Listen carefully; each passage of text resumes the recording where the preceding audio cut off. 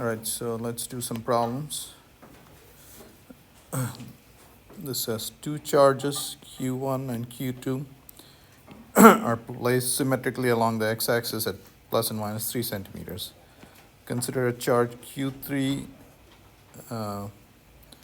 plus 4 microcoulombs and mass 10 milligrams moving along the y-axis. If Q3 starts from rest at y equal to 2 centimeters, what is its speed when it reaches 4 centimeters?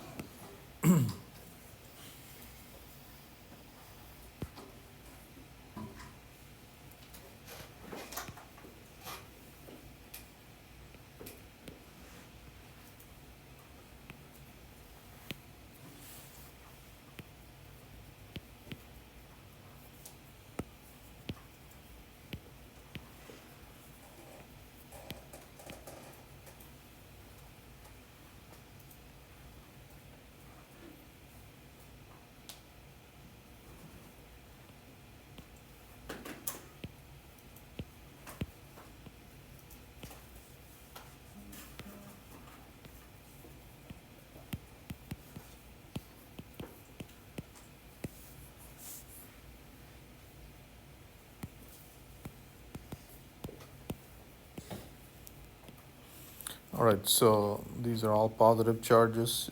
It starts from rest at this point, so you can calculate the potential energy of the system, and then you let go of it, and it moves in that direction. See, these guys there's a net force in that direction, it accelerates in that direction, so it falls in this direction. And what is happening? Potential energy is being converted to kinetic energy. Okay? So U final, U initial equal to U final plus kinetic energy final.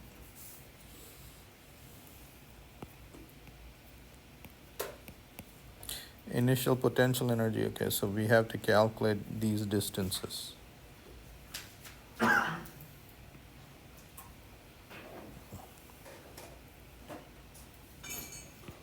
R initial and R final. R initial is square root of, this is 3 centimeters, 3 square plus 2 square, square root of 13 centimeters. R final is square root of 3 square plus 4 square.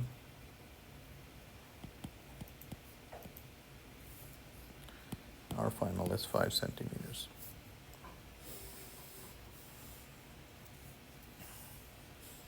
U initial is K Q1 Q3 divided by R initial plus K Q2 Q3 R initial. Since Q1 and Q2 are the same, it's 2K Q1 Q3 divided by R initial.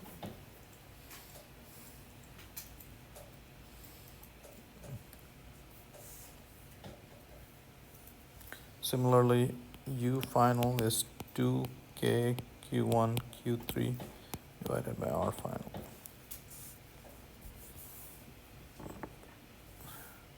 So speed is what we want to find. So 2K Q1 Q3 R initial equal to 2K Q1 Q3 R final plus 1/2 mv squared.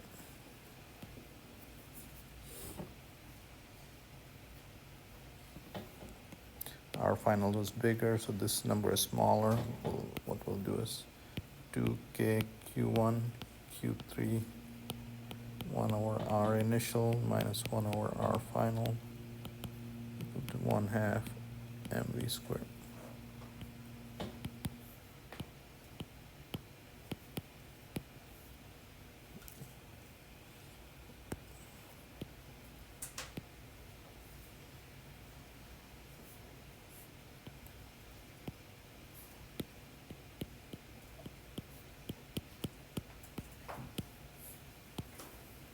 just a messy problem.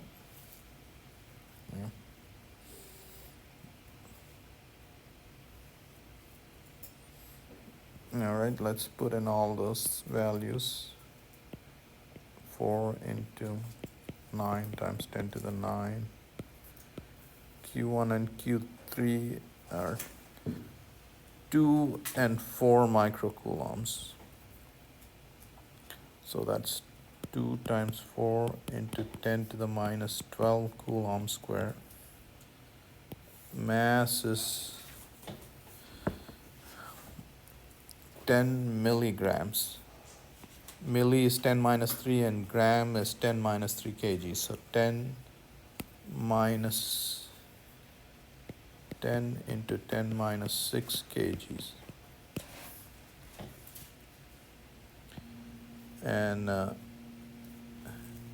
our initial is root 13.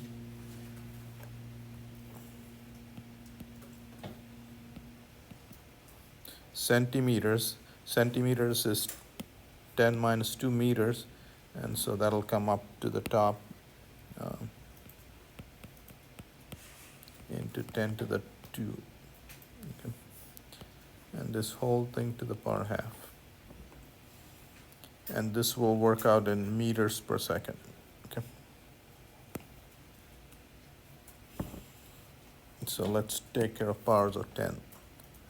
That's 10 minus 1 minus 1, and that comes to the, that's 5, comes to the top, that becomes plus 4. Root of that is 2.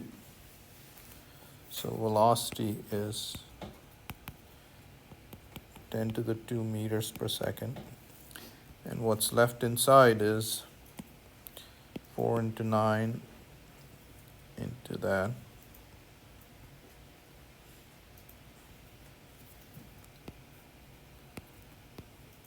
$36 into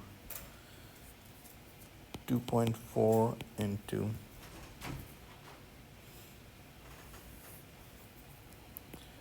1 over root 13 minus 1 over 5 to the power half.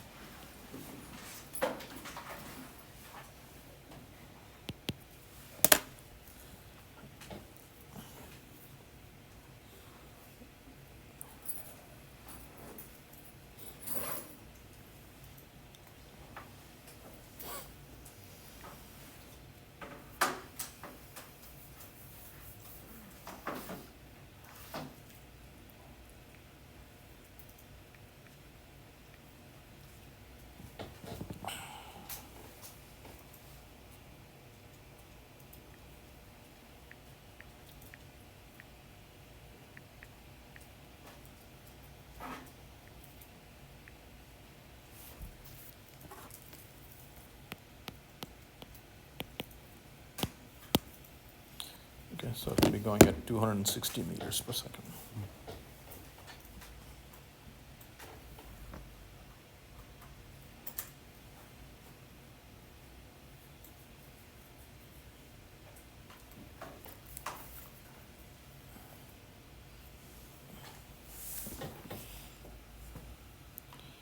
What is the average power output of a heart defibrillator?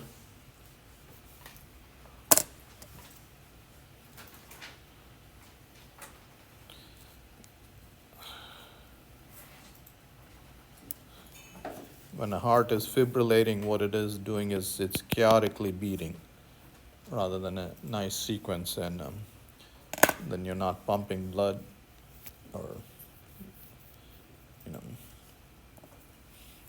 and that can be fatal. That dissipates 400 joules of energy in 10 milliseconds. So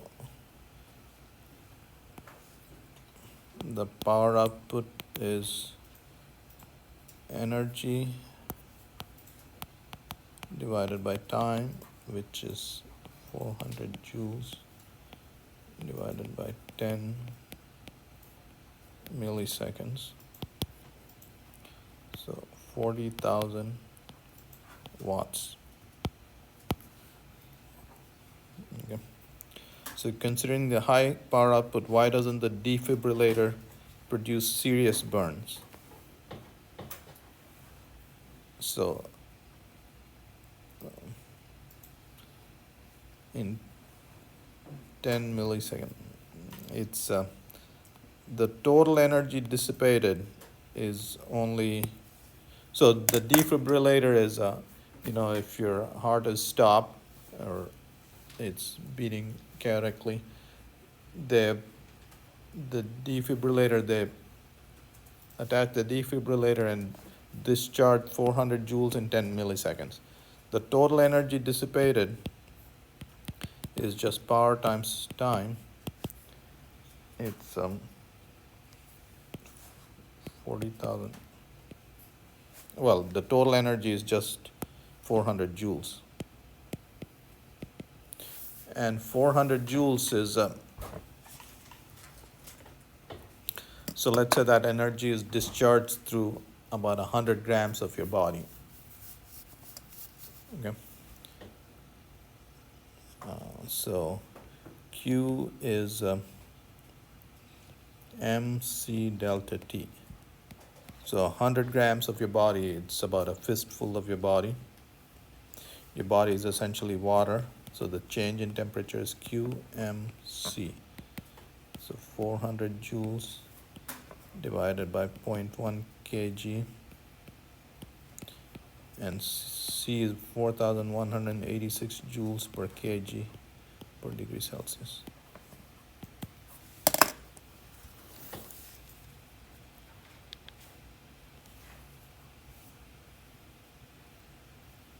So all that energy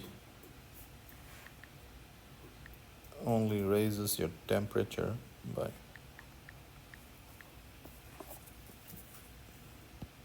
0.96 degrees Celsius. So not enough to cause a burn.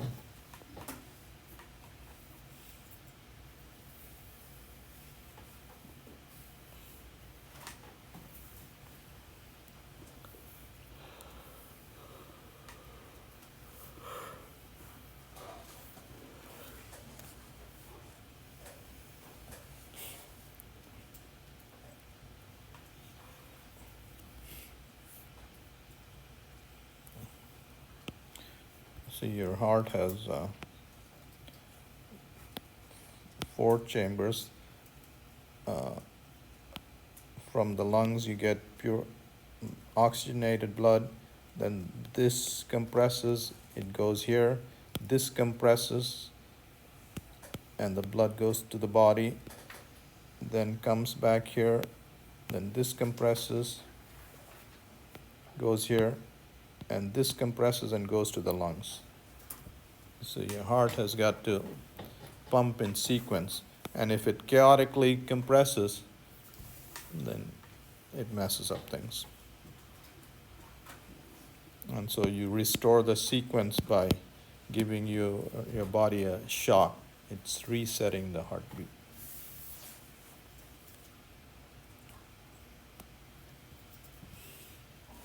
Has anybody experienced a defibrillator?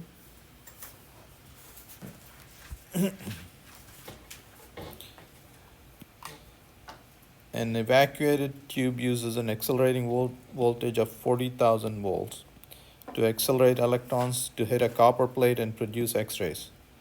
Non-relativistically, what would be the maximum speed of the electron? All right, so what you do is you get a wire to spit out electrons, and then you accelerate these electrons. So attract them towards a positive plate. And this is 40,000 volts, so they're speeding up, and then they pass through a hole, and then they hit a metal plate. So all these speeding electrons get stopped, and what happens to all their energy? It's transferred to the plate. So they decelerate and they emit X-rays. That's how X-rays are produced. Okay. So what is the maximum speed of electrons. So how much potential energy did they lose? 40,000 electron volts.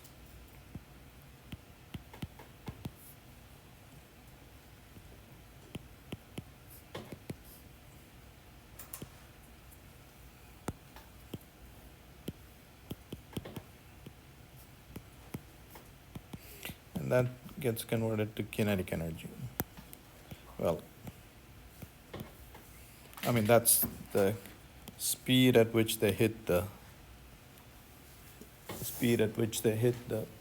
plate. So V square is 2 E delta V divided by the mass.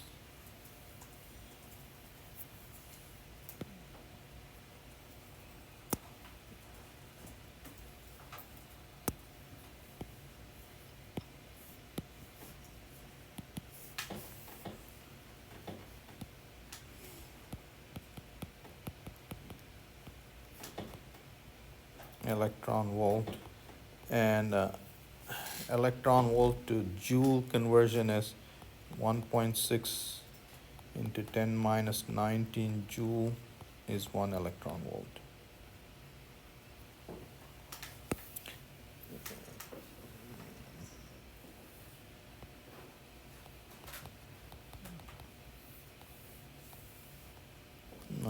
Joule per electron volt.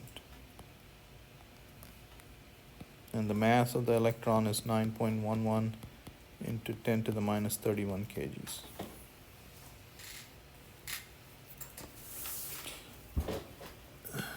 All right, let's do powers of 10. That's 10 minus 12.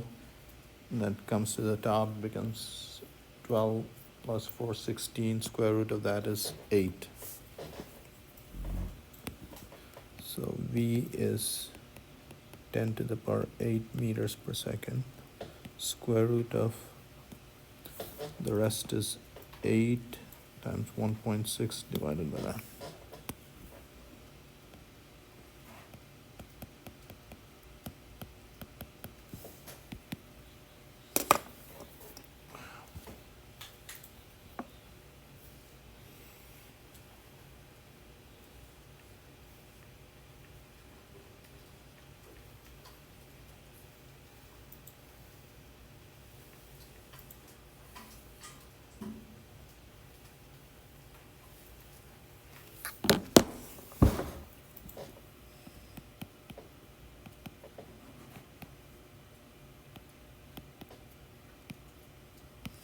So that's the speed of the electrons before they hit this plate. Do you guys know what is the speed of light?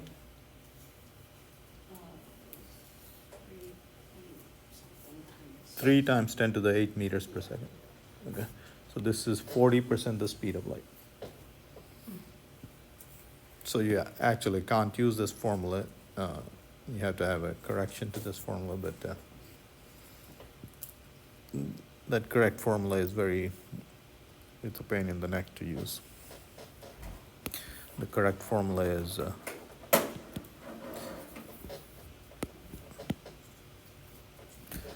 the correct formula is 1/2 gamma m v square, and gamma is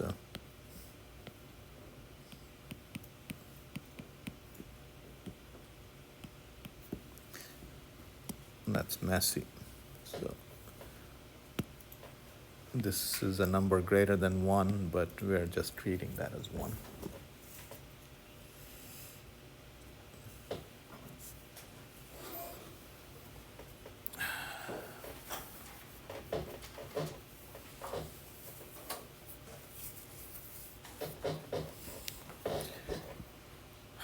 Okay, so you will learn about this the next chapter. Find the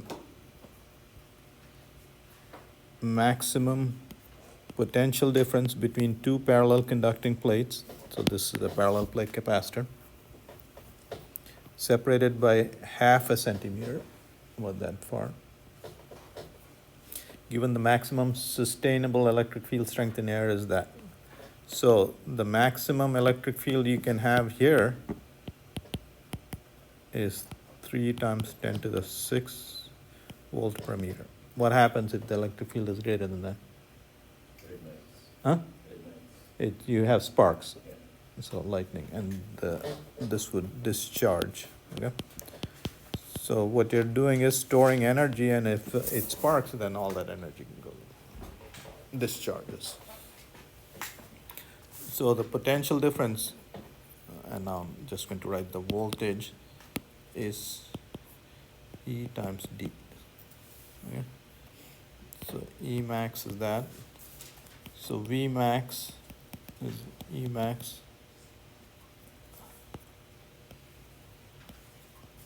times D. So this is the maximum voltage you can charge that capacitor to. That's what that means. Okay, you'll learn the energy stored in a capacitor is this much. So the greater the voltage you can charge it to, the greater the amount of energy you can store. Okay. So,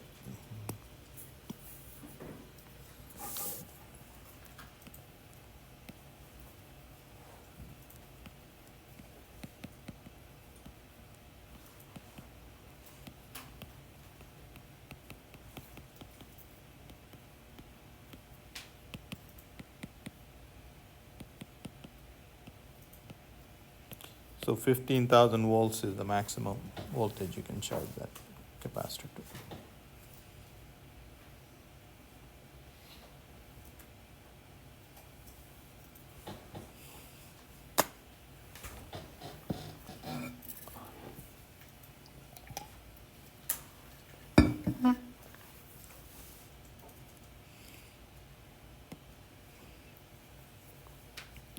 The electric field in a region is pointing away from the z-axis, so it's pointing like that.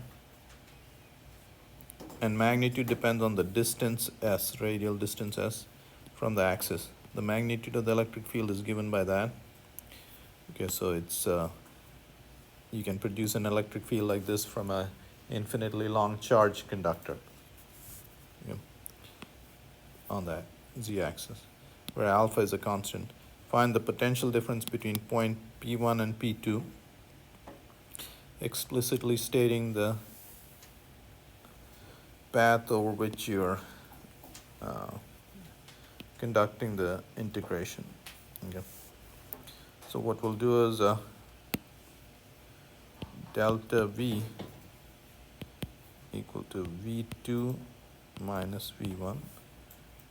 What this means is the potential is V2 minus potential at 1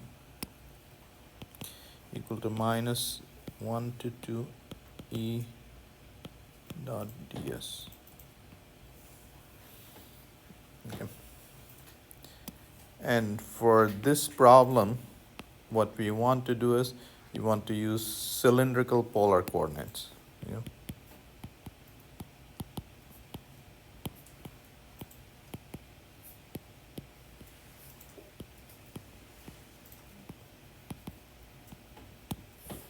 And then I'm just going to, and S is the radial distance. Okay.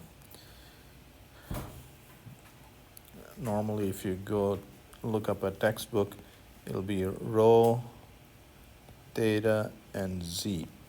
Those are the coordinates, 3 coordinates. Just like you have x, this is Cartesian coordinates, this is spherical polar coordinates, and this is cylindrical coordinates, okay? So depending on what the symmetry of your problem is, for cylindrical symmetry, you would use these coordinates. For spherical symmetry, you would use these coordinates. Okay.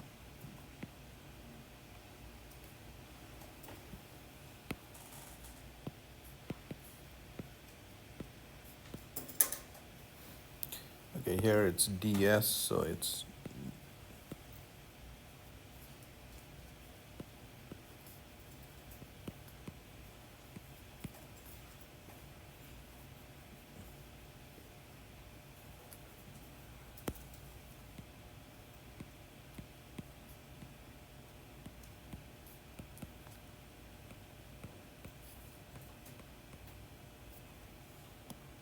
Okay, so this is the small distance in this cylindrical polar coordinates, where S is the radial distance.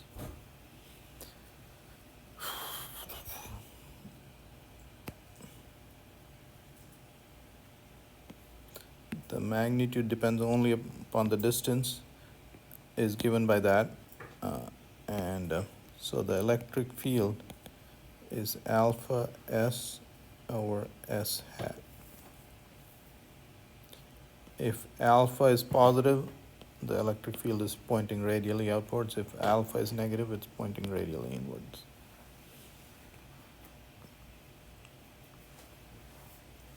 So what we're going to do is, this is the path we're going to take.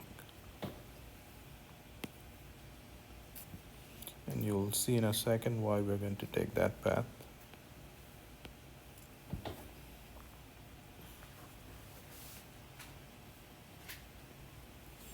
We'll call this path 1, segment 1 and segment 2.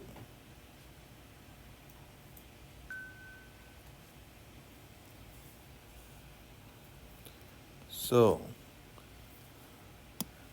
V2 minus V1 is this integral, and we've broken up this point 1 to 2 into segment 1 and segment 2.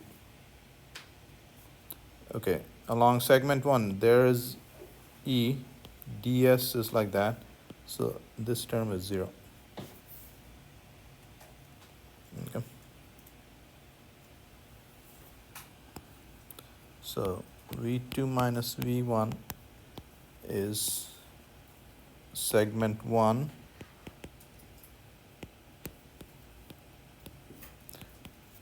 minus E dot ds along segment 2. Remember, along this path again, E is like that, ds is like this, so that's 0. They're perpendicular to each other, so this is 0.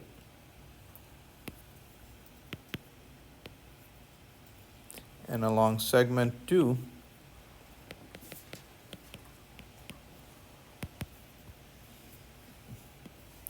E is alpha, only this term survives. Only this term survives. S hat dot S hat is 1, S hat dot this is 0, S hat dot this is 0.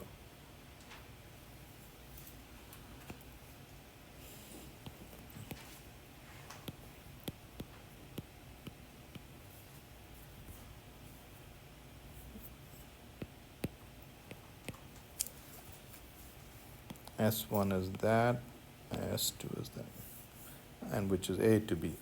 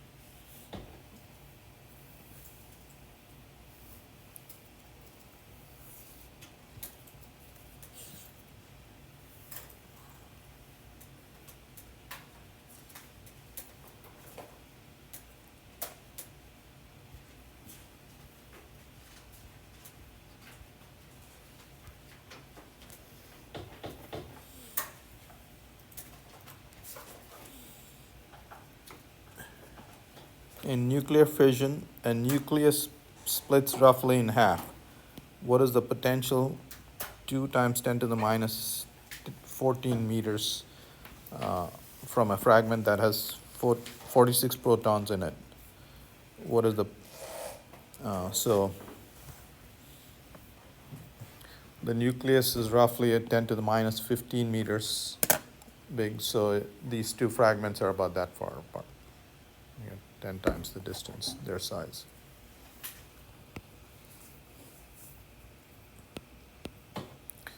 So in nuclear fission, generally it's uranium-235 You shoot it with a proton, a neutron, and it breaks up into 3 pieces. They want you to find what is the potential from this fragment. They want you to find the potential at that distance from this fragment.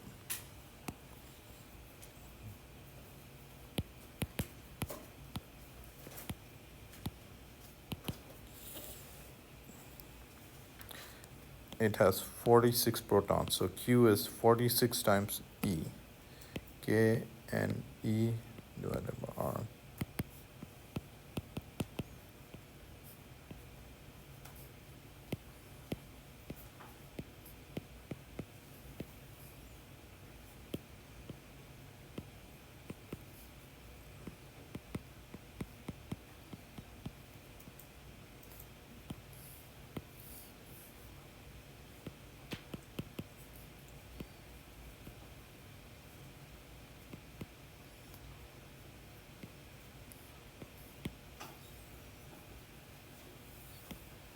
So all these units will combine to give you volts. And this is 10 to the minus 5, 10 to the 4.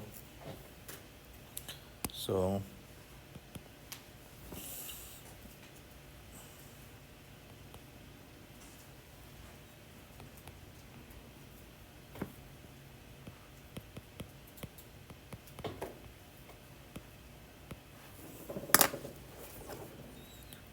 volts.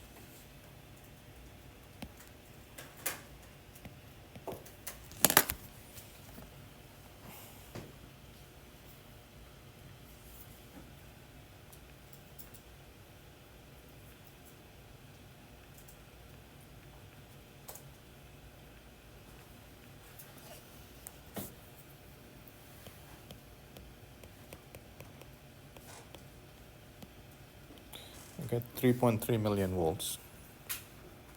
So from this guy at that distance, the potential is 3.36, 3.3 million volts. What is the potential energy in million electron volts of a similarly charged fragment at this distance? So here's the second guy, and they're that far apart. What is the potential energy is the question. Okay.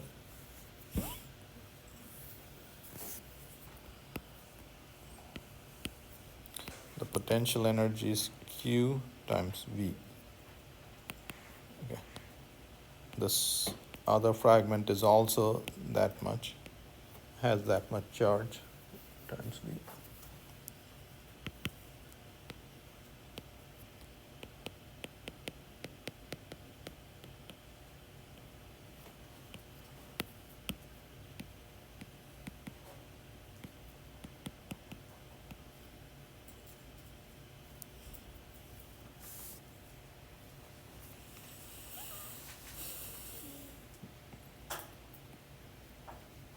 Okay, I'm going to write this as E, 46E. 46E. I'm going to keep it. That's E times M million volts, so that's million electron volts. So 46 into 3.31 into million electron volts. E, V, and a million. Okay.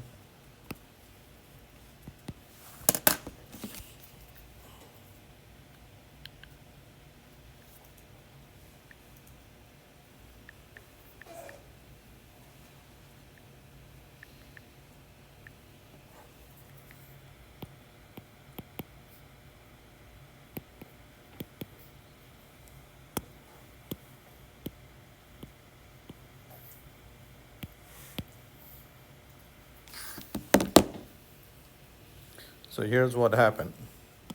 You split this nuclei, and the mass of these guys is less than the mass of these guys. And that showed up as energy. And initially it shows up as potential energy. And you split one nuclei, and look at that. You get almost 200 MeV. Okay, so we calculated it at this distance. So you get 200 MeV of energy. Split one nuclei, you get 200 MeV. You burn one carbon atom, you get maybe 100 EV. A million times more energy is what you get. Yeah. So nuclear energy is very good, and it doesn't have any carbon footprint. It doesn't release any carbon dioxide in the atmosphere.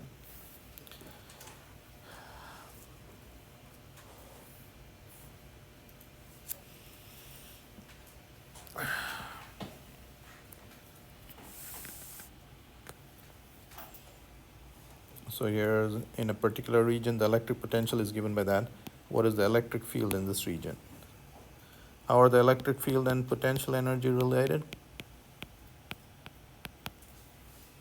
Gradient. Hmm? Gradient. Okay. A little more specific. Negative gradient. Negative gradient, sorry. Mhm.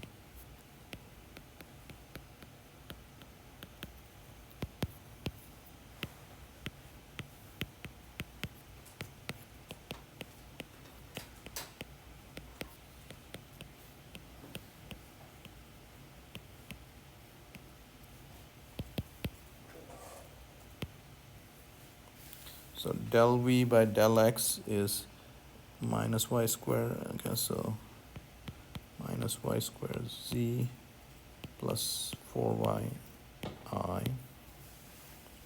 plus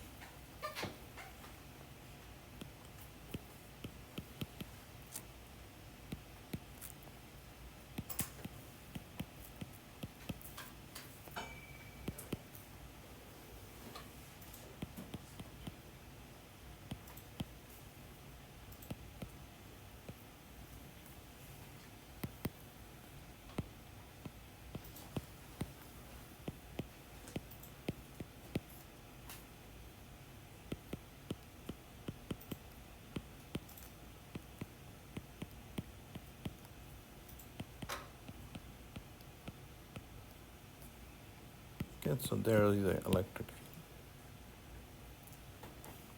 And remember, that was the whole point of the chapter. Instead of having to give three functions, all you gave was this one function, and you were able to calculate the electric field.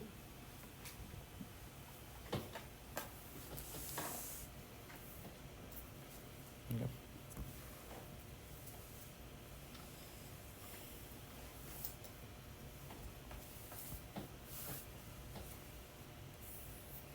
The surface charge density of a long straight metallic pipe is that. What is the electric potential outside and inside the pipe? Okay. It's a metallic pipe. Okay, so remember, the potential everywhere is the same. So what we'll do is calculate the potential outside the pipe. Okay. So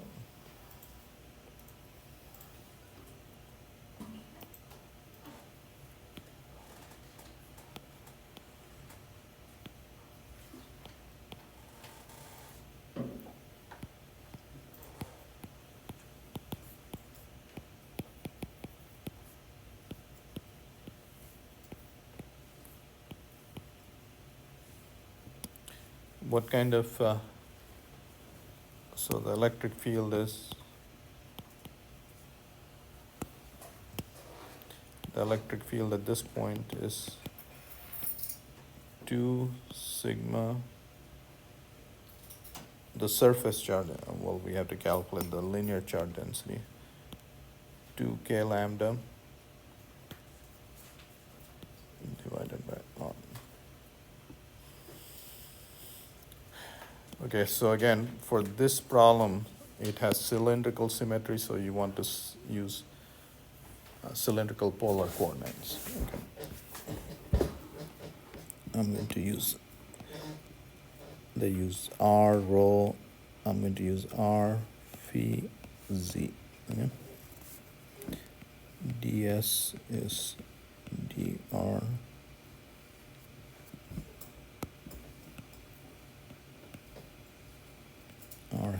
r hat is a vector in this direction plus R d phi hat plus dz.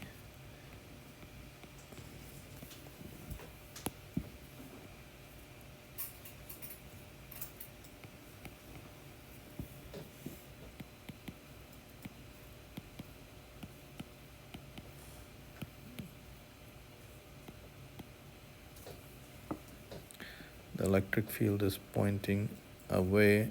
It's pointing in the direction of r hat, which is in that direction.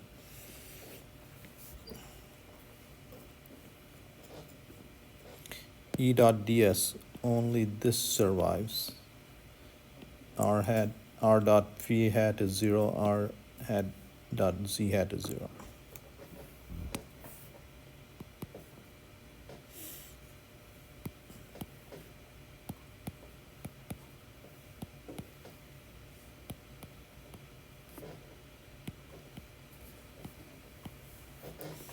Okay. And I still have to express this lambda in terms of sigma. Sigma is the charge spread on the surface. Lambda is the charge, total charge per unit length. Okay. What is the surface area of, so here is the cylinder.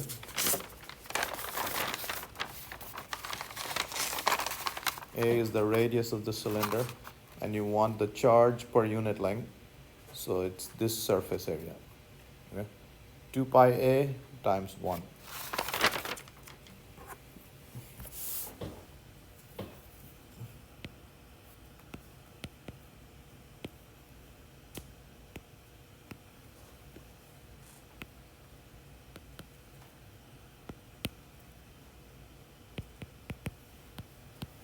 Sigma times the area of this face, this side, which is 2 pi A times 1 meter.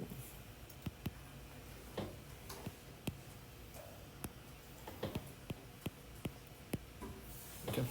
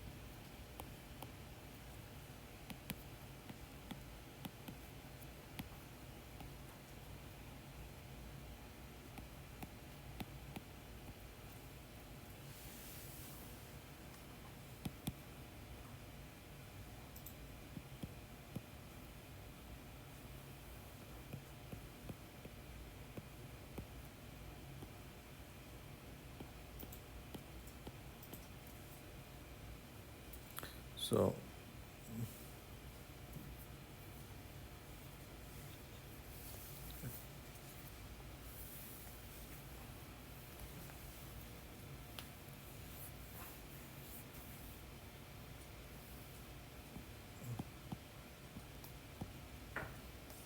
okay, so the potential at R minus A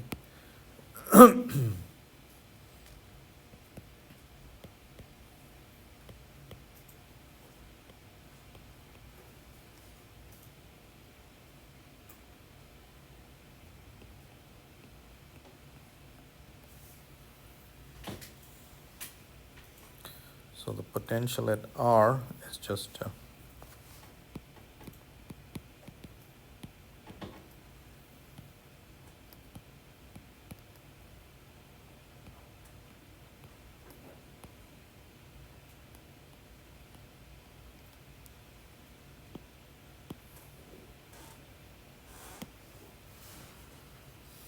so you can take this A to be on the surface. Okay, I didn't use the notation properly. So the potential on the surface, and that'll be A. Okay, so VR is potential on the surface minus 4 pi K A sigma log R over A. A is the radius of the pipe.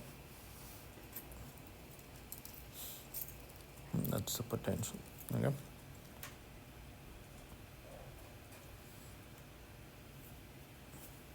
And anywhere inside, the potential is the same everywhere inside. Okay.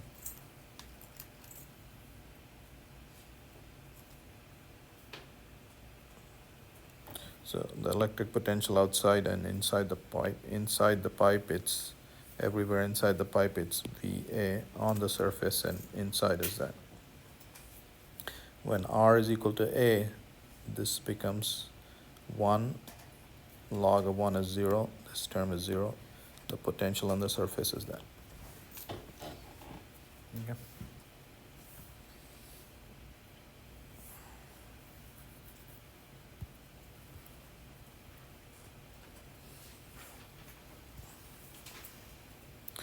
Find the electrostatic energy of 8 equal charges, each fixed at the corner of a cube of side 2 centimeters.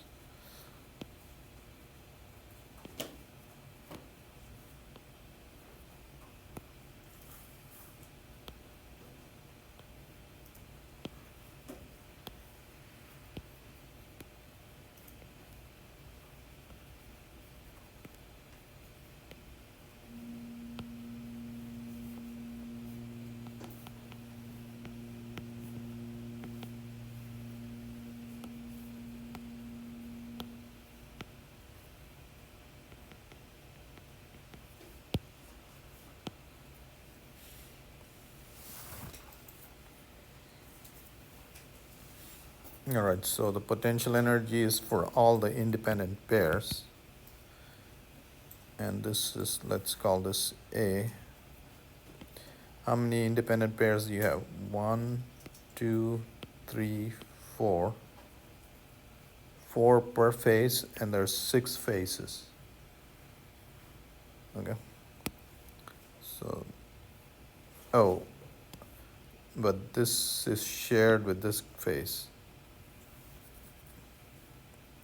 Okay.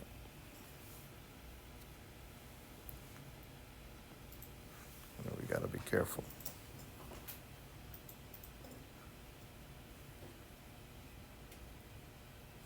Now, 1, 2, 3, 4, 5, 6, 7, 8, 9, 10, 11, 12. Okay. So each pair, there's total 24, and then each pair is shared between 2 phases. So 24 divided by 2, 12. So 12 of these guys. So 12 into K Q square divided by A. Then you have this term, the potential between these guys. What is that distance? That is A square plus A square. So root 2A. Okay. And how many of those pairs do you have?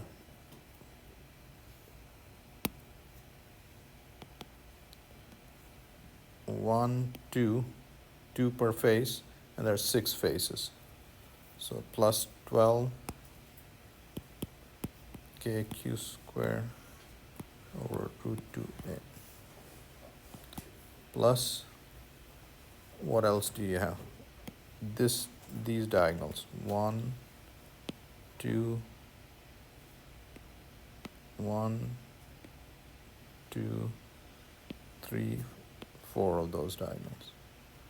And that's A square plus A square, root 3A square.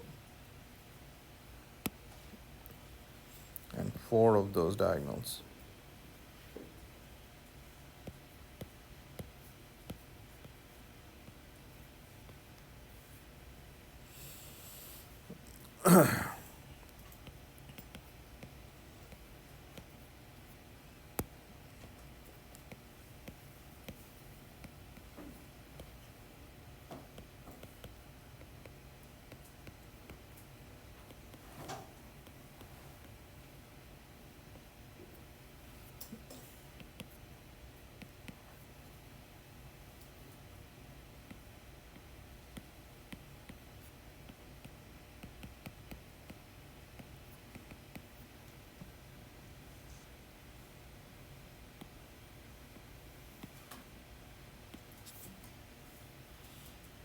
Okay.